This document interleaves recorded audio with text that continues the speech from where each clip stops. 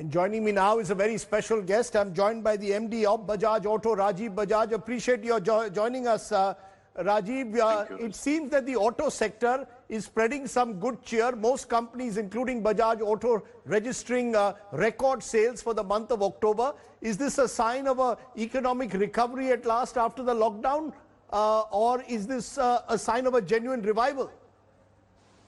Well, Rajdeep, I would say that it depends on what we are talking about. The short story is that many of us, as you say, have had record sales as far as wholesales are concerned, which is basically what the OEMs are billing to their dealerships. But if you were to speak of retails, from the dealers to the customers, frankly, I think we are all still kind of waiting and watching. There is still a bit of a struggle, because the reality is that ever since the lockdown has started to be eased, which is, let's say, from June or July, progressively, we have not had a single month, and I'm now talking basically of the motorcycle industry here. We have not had a month where, there has been positive growth year on year. That was the case in September as well. And the last I checked was the festive sale during the Navratras.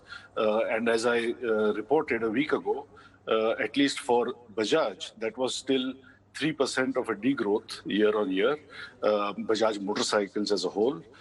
I've heard similar information from industry. For example, Hero has said they are at 96% of what they were last year. So, in terms of retails, we still have some way to go. So is the best way to look at this as some signs, some positive signs, but a long way to go? I'm a little more concerned than that, Rajdeep, and let me explain why. Simply put, between April and June, most of us had no sales for a good 3 months of this financial year. Now, if you were to assume that all those customers that could not buy for 3 months are going to come back and buy at some point in the remainder of this financial year, i.e. in the balance 9 months from July to March, then, simplistically, mathematically, you should expect to see a 33% growth every year. Now, if you're not seeing a 33% growth and you're actually seeing minus 3%, then, that's not very comforting, frankly. So what you're saying is, at best, this is pent-up demand, which is finally expressing itself, but it doesn't reflect new customers, new consumers, what we really need in a way to revive the economy. Well, I would not be able to distinguish really between who is a new customer, who has been pent up, who has, forsaken public transport for this. It is impossible to tell. We have no tool or technique by which we can distinguish one from the other. But all we can say is that after losing 3 months of sales, if we are barely able to match up to the last year, then it does raise a concern as to what is going to happen from December onwards, once the festive season is over. Because, the same thing happened, frankly, Rajdeep, last year. The entire industry was a bit morose up to the festive season. One good festive month and everybody was doing cartwheels. And as soon as it was over, there was gloom again. So my point is that one swallow doesn't make a summer, and one festive month doesn't make a year worth of sale. I was about to come to that. Is the real litmus test, therefore, what happens post-festive season? Whether manufacturing, whether retail actually picks up, whether this consumer demand sustains itself beyond December into the new year, is that going to be the real test before anyone can say that the Indian economy is on the road to revival? I think it has to be. I mean, I can't speak for others, although I have been reading the views in the media of, very seasoned people like Mr. Bhargav of Maruti, who's been saying the same thing. But I will speak for myself and Bajaj Auto and say that sometime in the quarter of, Jan-March, we must start seeing very distinct growth. Now, if that happens only in March, it's not going to be very convincing, because in last March, as you know, from around the 15th, 17th onwards, some form of lockdown had started taking place. So, we really need to see strong double-digit growth from, I would say, January, which would be a reflection of investment, of employment, and of prosperity for all, whether it's for the manufacturer, the customer, or for the government. So in a sense, what you're saying, 2021 fiscal year remains a year of degrowth. It's a year where everyone has had to hunker down and face up to the worst of coronavirus? Well, that's been the case all over the world. So in that sense, I'm not trying to say that we have been, solely the sole victims of this virus. But unfortunately, in my view, when I compare what's happened here with what's happened in countries abroad, take the latest example of UK going back into the lockdown. No sooner had they announced it that they have announced support for the furloughed employees of companies. Unfortunately, over here, I have not witnessed such support, and to that extent, I have said it very candidly that I have been somewhat disappointed. So in a sense, the concerns that you voiced a few months ago when the lockdown was on, the need for greater support, possibly as in some countries of the world which have gone to the, given payroll support, you believe that those concerns are still valid? The impact or the long tail of the lockdown is still something that industry is still having to live with? Well, I said it then, Rajdeep, and I'll say it again, that I'm not an economist or a finance person by any stretch. But my view at that time and even now remains in two parts. One, either, we have to extend some support or sympathy, particularly, I would say, to the MSMEs. I said it at that time, big companies like Bajaj Auto don't really need that support or sympathy. But my dealers, for example, most of them, or my suppliers, most of them, they are certainly not as robust as we are. And they certainly could do with some solid support, which I have not seen this to be forthcoming so far. Now, maybe something is going to come tomorrow, but, a lot of time has already passed. So that could have been something that could have been done, which in my view, has not happened. On the other hand, if you cannot support the industry, particularly the small ones, then at least you must in some way motivate or induce the customer, and my suggestion was that if electric vehicles can attract 5% GST, which is a fantastic move by the government, then for IC engines, why can we not have a GST at, say, 12% for, say, 6 months, and then gradually bring it back to 18%, and then that would be fair, 18% for the IC engine, 5% for EVs. So induce or motivate the customer. Without some such significant action in place, either for industry or for the consumer, I don't understand that when so many jobs have been lost, when so many wages have been cut, and when there is so much uncertainty around, how are people going to come out and buy like stuff is going, flying off the shelves? So what you're saying is you still perhaps need a major second stimulus, that this is, if at all, this is the right time to do it. Rajdeep, I'm trying to say I have not seen the first stimulus as far as my company, my suppliers and my dealers are concerned. Now, maybe I'm ignorant of what has happened for other sectors, or other businesses, so I cannot comment on that.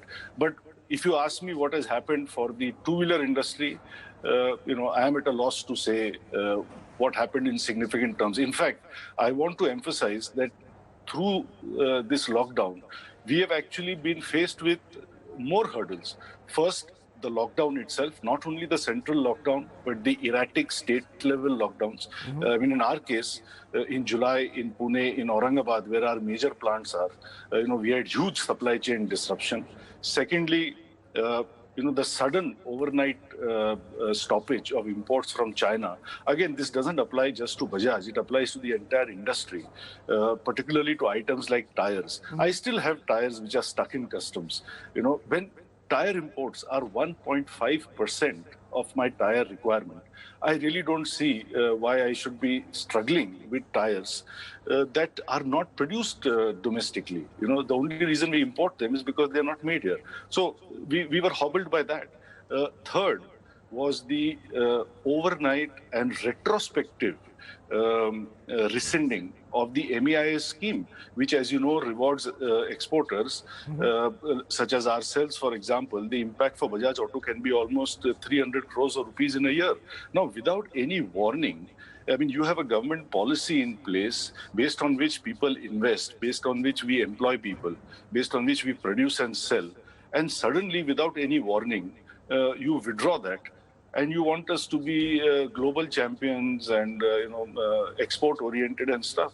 So my plea or my submission is that there's not been really too many positives, but at the same time we've struggled with these negatives. The reason I'm also asking you this is therefore, because there is a euphoria which is being created. As you said, cartwheels are being done with some of the figures that are being put up, especially in this festive season. You're giving us certain statutory warnings. Also, there's the warning of a potential second wave or a third wave of coronavirus, as we've seen in Europe at the moment. So you're saying the worst is not over. We cannot be complacent, and the fear of job losses and indeed slowing growth is a reality we must live with.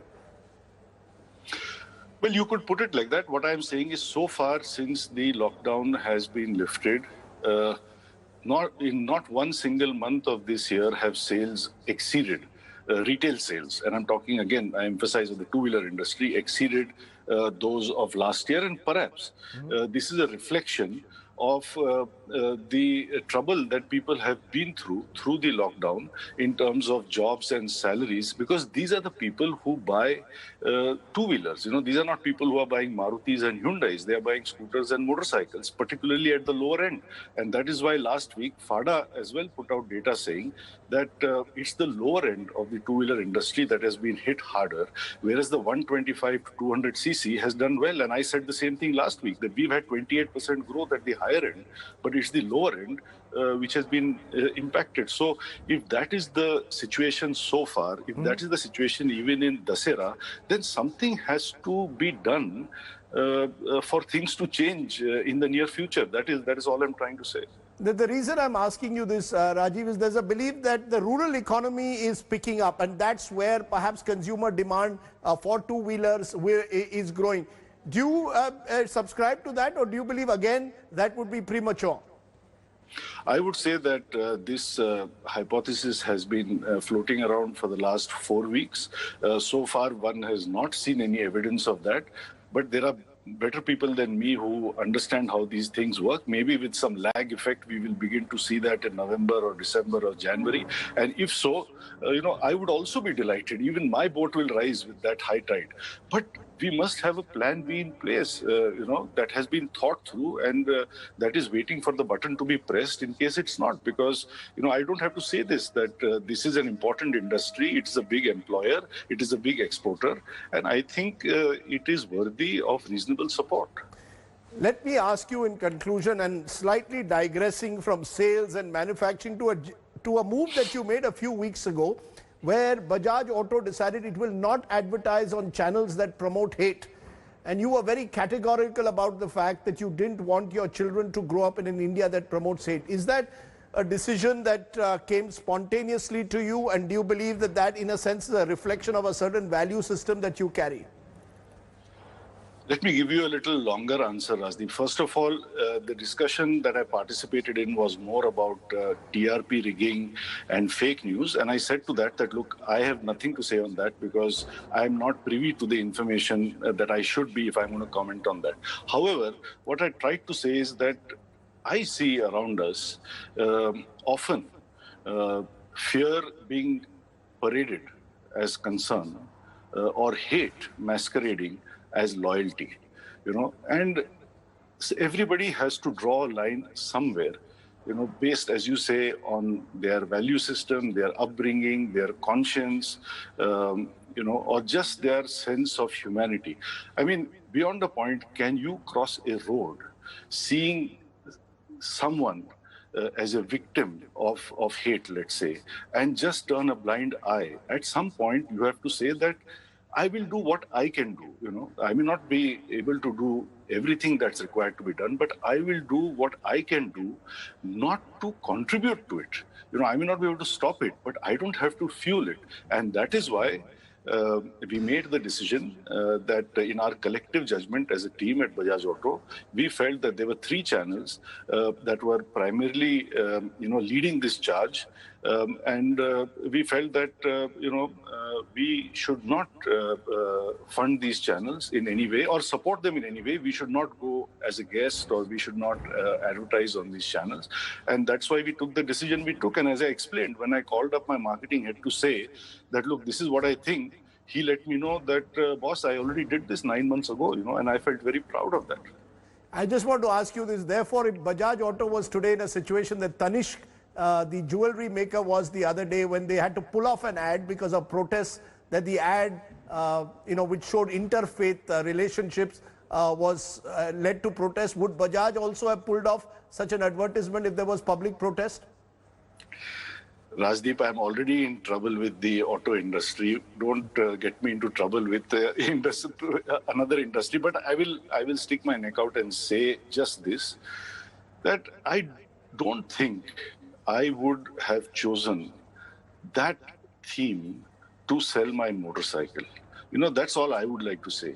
That I think when I'm selling a Pulsar or a Avenger or a Dominar or a KTM, it is based on a motorcycling attribute, be it power, sport, speed, racing, comfort, fuel economy.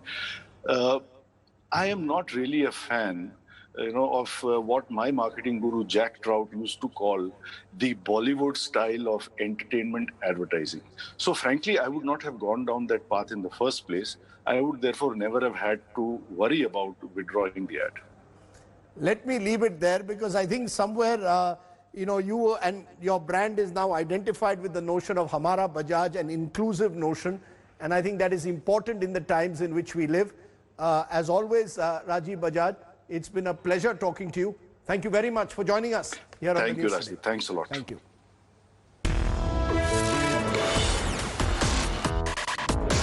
Hello everyone, this is Rahul Kamal here. Hope you enjoyed this video. For the latest news and analysis, like and subscribe the India Today YouTube channel, and don't forget to press the bell icon to stay updated.